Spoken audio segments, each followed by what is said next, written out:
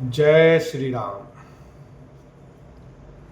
सईयो तारी गोमती नहाए, चौथे दिवस अवधपुर आए। जनक रहे पुरवासर चारी, राजकाज सब साज समारी। फिर सई उतरकर गोमती जी में स्नान किया और चौथे दिन सब अयोध्या जी जा पहुंचे। जनक जी 4 दिन अयोध्या जी में रहे और राजकाज एवं सब साज सामान को संभाल कर सौंपी सचिव गोर भारतई राजू। तेरे हुति चले साजी सब ताजू, नगर नारी नर गोर सिख मानी। बसे सुखेन राम रजधानी। जय श्री तथा राम। मंत्री गुरु जी तथा भरत जी को राज सौंपकर सारा साज सामान ठीक करके तिरहुत को चले। नगर के स्त्री पुरुष गुरु जी की शिक्षा मानकर श्री राम जी की राजधानी अयोध्या जी में सुख पूर्वक रहने लगे। राम दरस लगी लोग सब करत नेम उपवास। ताजी ताजी भूषण भोग सुखो जियत अवध की आस। लखन सिया राम जय जय राम। सब लोग श्री रामचंद्र जी के दर्शन के लिए नियम और उपवास करने लगे। वे भूषण और भोग सुखों को छोड़ छाड़ कर अवधि की आशा पर जी रहे हैं। सचिव सुसेवक भारत प्रबोधे, निज निज काज पाई सिख ओधे। पुनि सिख दीन बोली लघु भाई, सौंपी सकल मात सेवकाई। भरत जी ने मंत्रियों और विश्वासी सेवकों को समझाकर उद्धत किया। वे सब सीख पाकर अपने अपने काम में लग गए।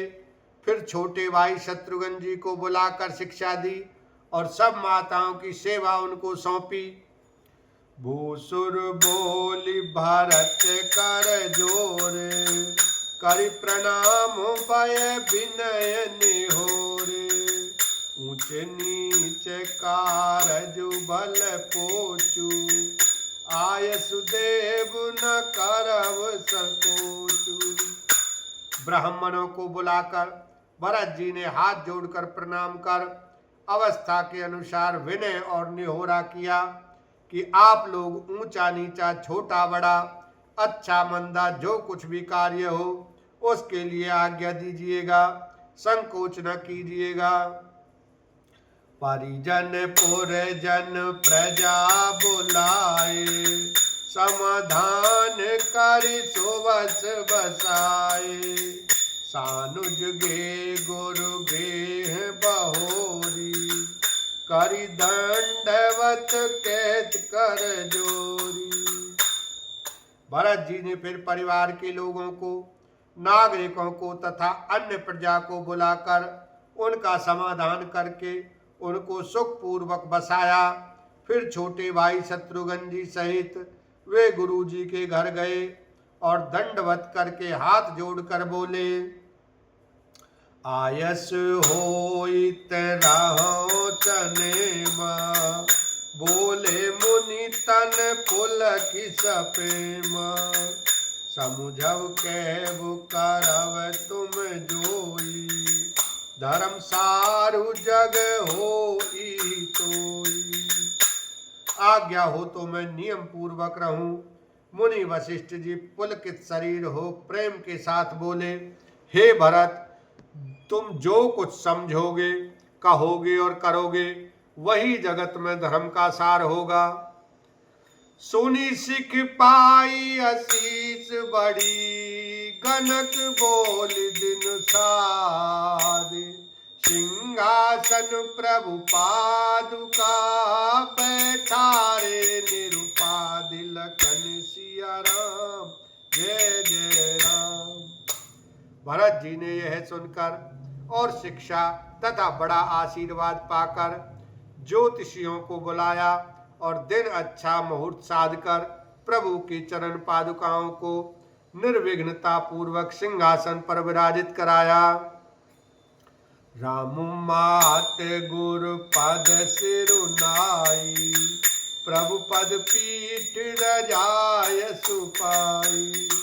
नंदी गांव करी परन कुटीरा, कीन निवास धर्म धुरधीरा।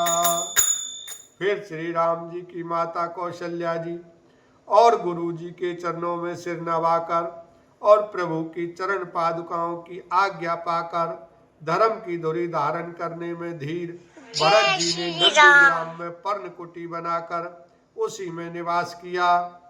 जटाजूट सिर मुनि पटधारी, महीखन कुश साथरी संवारी। असन बसन बासन व्रत नेमा, करत कठिन ऋषि धर्म सप्रेमा। सिर पर जटाजूट और शरीर में मुनियों केवल कल वस्त्र धारण कर पृथ्वी को खोदकर उसके अंदर कुश की आसनी बिछाई। भोजन वस्त्र बर्तन व्रत नियम सभी बातों में वे ऋषियों के कठिन धर्म का प्रेम सहित आचरण करने लगे। भूषण बसन भोग सुख भूरी, मन तन वचन तजे तिन तूरी। अवध राजु सुर राजु सिहाई, दशरथ धनु सुनि धन दुल जाई। गहने कपड़े और अनेकों प्रकार के भोगों सुखों को मन तन और वचन से तृण तोड़कर प्रतिज्ञा करके त्याग दिया।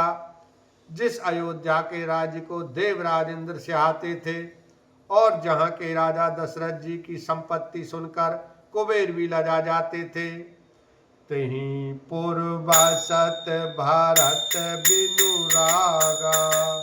चंचरी के जिमि चंपक बागा, रमा बिलासु राम अनुरागी। तजत बामन जिमि जन बड़ भागी। उसी अयोध्यापुरी में भरत जी अनासक्त होकर इस प्रकार निवास कर रहे हैं जैसे चंपा के बाग में भौरा श्री रामचंद्र जी के प्रेमी बड़भागी पुरुष लक्ष्मी के विलास भोगेश्वर्य को वमन की भांति त्याग देते हैं, फिर उसकी ओर ताकते भी नहीं। राम प्रेम भाजन भरतु, बड़े नहीं करतु। चातक हंस सराहियत, टेंक विवेक विभूति। लखन सिया राम जय जय राम। फिर भरत जी तो स्वयं श्री रामचंद्र जी के प्रेम के पात्र हैं।